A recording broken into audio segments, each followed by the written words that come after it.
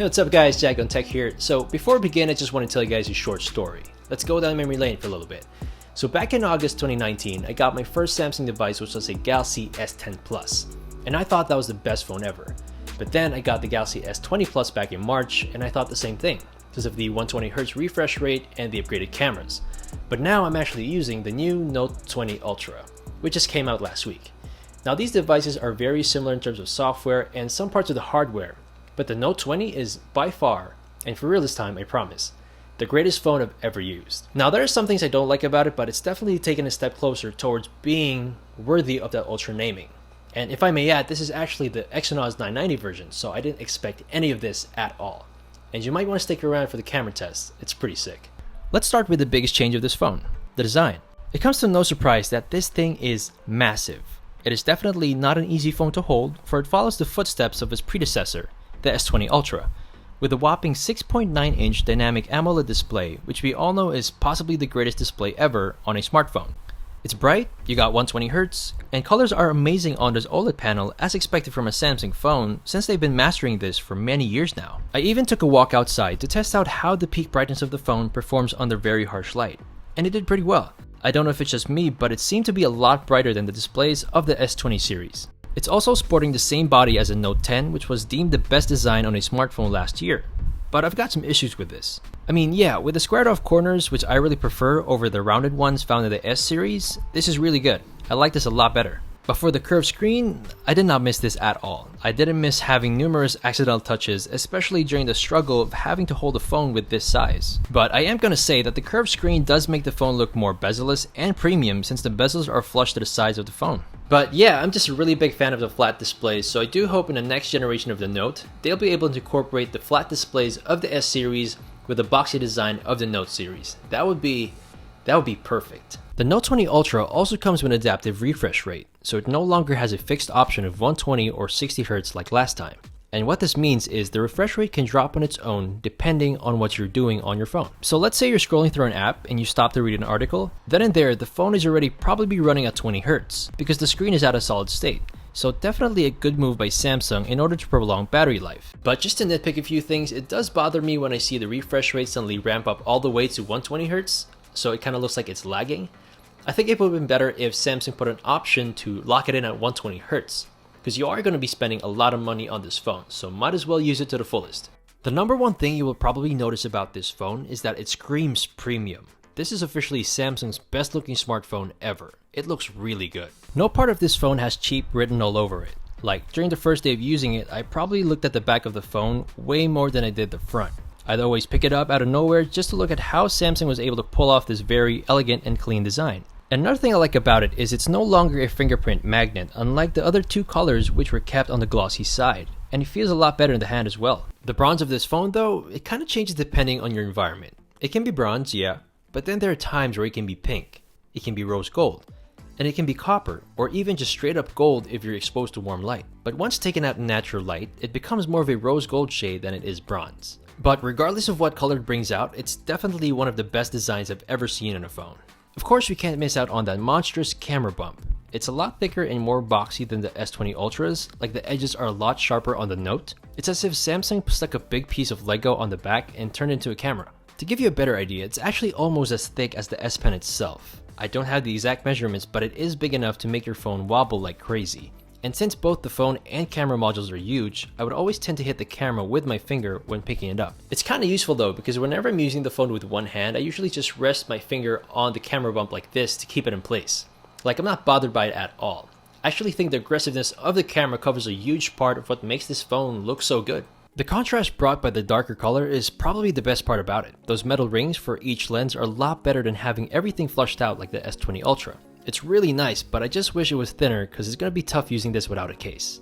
In fact, a really good case for this phone is the Spigen Crystal Hybrid. It's a clear hard case with TPU borders, so you don't have to worry about the whole case getting yellow in the future. It doesn't add up any major bulk to the phone, it's very sleek and keeps both the screen and the camera bump from touching any surface when placed down. And no, I'm not sponsored by Spigen, I just really love the quality of their cases and I suggest that you check them out. Going back, the speakers on this thing don't have any notable changes. To be honest, I don't think there are any. but it's still the same stereo speakers with Dolby Atmos support. I just think it could be better coming from a phone that costs $1,300 and has such a premium design, but other than that, the speakers are good. Although when using it with one hand, you will find yourself covering the bottom speaker from time to time. Also, it's kept all the good stuff that you want from a flagship phone, such as wireless power share, wireless charging, fast charging, IP68 certification, but no headphone jack. Performance, on the other hand, has been pretty good. Again, this has the Exynos 990 processor and not the Snapdragon 865 Plus. So for those who don't know the difference, the Snapdragon chip is a lot better for it is more powerful and it's more optimized. So apps can load faster, there's better thermal management, better power management, and it brings out more quality in your photos. So even though this runs on an Exynos chipset, I'm pretty satisfied with how things turned out. First of all, the Samsung feature set makes all the difference. Still the same One UI skin we're all used to, but with the Note 20 it comes with One UI 2.5, which brings some long overdue features to the lineup, such as wireless Samsung DeX, nearby share, a better Samsung Note experience, and a lot more. Animations here are very smooth. The 240Hz touch sampling rate definitely helps with making the phone feel a lot more snappy. Going through the phone can sometimes have a bit of delay, but overall it delivers really well. One thing I did notice though is that when I scroll through an app really fast, it tends to stutter just a little bit. I'm pretty sure that's not the adaptive refresh rate getting to work because it really pauses or delays the reaction for a split second. Also, there are times when opening the camera app took longer than usual. Although these things did not happen quite often, it's just some of the issues of having the Exynos processor, but it would still be great for average users. I believe my biggest concern about this phone is the battery. It's got a 4500 mAh battery, so it's a lot smaller compared to the S20 Ultra's bigger 5000 mAh battery, so expect lower screen on times with this one. In fact, when I took this out for a shoot, I had both my Galaxy Buds Live and Watch 3 connected to the phone. My mobile data was on and I was running on full brightness the entire time, so I guess you can say that I pushed it to its limits. I headed out with 100% battery, took some photos and videos, and it lasted me a screen on time of 4 hours and 27 minutes. I would say that was okay for the amount of power I demanded from the phone, but then when using it at home, scrolling through Instagram, watching videos, just light stuff, I would probably get around 5, sometimes 6 hours screen on time, so that's not much of an improvement. I mean, that is understandable since you're extracting a lot more power from a smaller battery, but I wouldn't mind if they made the phone a little bit thicker to accommodate a bigger battery and maybe even shrink the camera bump a little bit. And now for the part that makes this Ultra phone a Note, the S Pen. To be honest, it's my first time ever to use a Note as my daily driver, so best believe that I had as much fun as I could with this thing. I'm actually surprised by how much I enjoy using the S Pen, or maybe it was just the fact that I have it with me at all times. The top 2 reasons why I like using this thing is the lower latency and the air actions. In previous generations, the S Pen would only have a response time of 42 milliseconds, so it takes that long for the pen to recognize your action. But now it finally has a response time of 9 milliseconds. So this makes it up to par with the Apple Pencil, making the writing and drawing experience a lot more realistic. And what makes this S Pen extra special is that they added a sound effect to mimic the sound of a pencil when writing on paper. So it just adds up to a better overall Note experience. It's a pretty cool feature.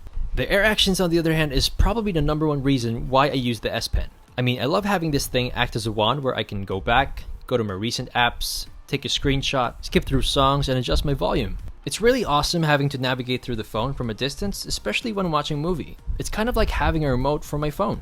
One change you might have noticed is that the S Pen's enclosure is now placed on the left side.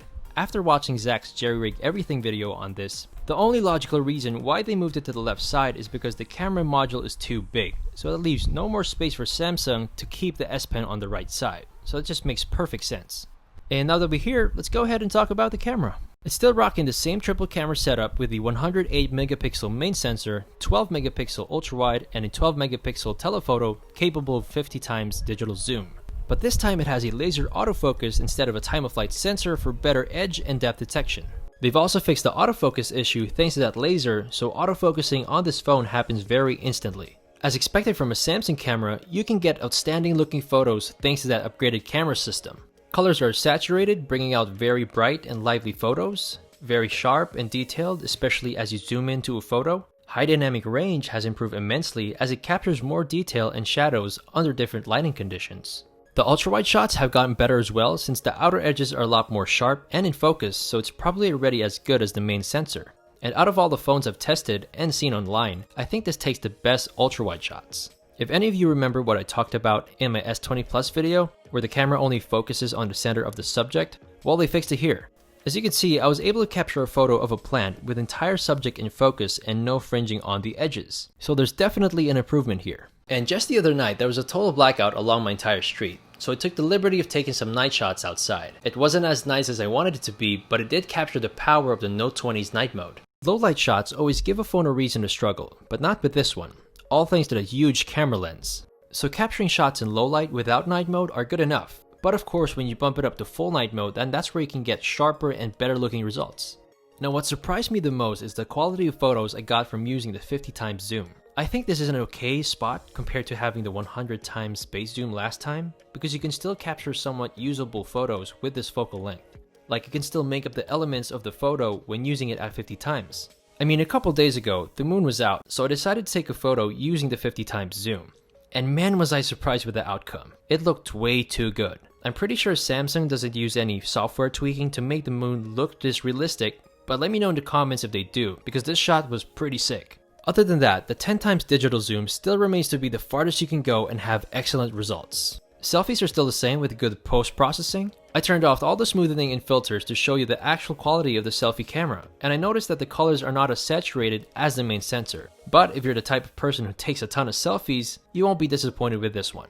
Videos have gotten a lot better too, thanks to the faster autofocus and improved stability. I also noticed that colors are now more accurate than ever. Video quality is top notch, and I shot all of my test videos only at 1080p, because I upload in 1080p. But you can always bump it up to 4K 60 frames per second, all the way to 8K 24 frames per second. Alright, it's been a while since I did my last front-facing camera test, but this time I'm back with the Galaxy Note 20 Ultra Exynos 990 edition. So, just here to see how it handles bright, light. It's like currently, what time is it? Oh, 4 o'clock in the afternoon right here. So HDR is doing pretty good, except the sun. The harsh light really gets it. But other than that, it captures colors really well with that. Okay, and the mic you're hearing is from the phone itself, so do what you will with that information. And there you go. Overall, it's a great camera system. Definitely has a spot on the top along with the Google Pixel and the iPhone. Also, I think what Samsung really wanted to do with the S20 Ultra, they did it all here, properly, the way it was always meant to be. So props to them for improving on it. The bottom line is, aside from having the drawbacks of using the Exynos version, this thing still managed to exceed my expectations. I mean, the awesome screen, greatly improved camera, adaptive refresh rate, solid build quality, the S Pen, the Samsung feature set, and a whole lot more. The price though may be the only deal breaker for some people, but if you're looking for a phone that can do anything and almost everything, or you just want the best of Android, this is the one to get. I can only imagine what Samsung has in store in order to beat this one. Very exciting times. Anyway, thanks for watching. I did do something very different with this video, so hope you guys liked it and leave a thumbs up. Subscribe to my channel if you haven't already, and if you want to see more videos like this, and I'll see you guys in the next one.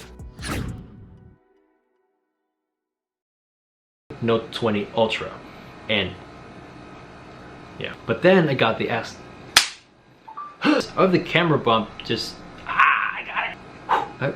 What? And I'll see you guys in the next one. Of the camera bump adds up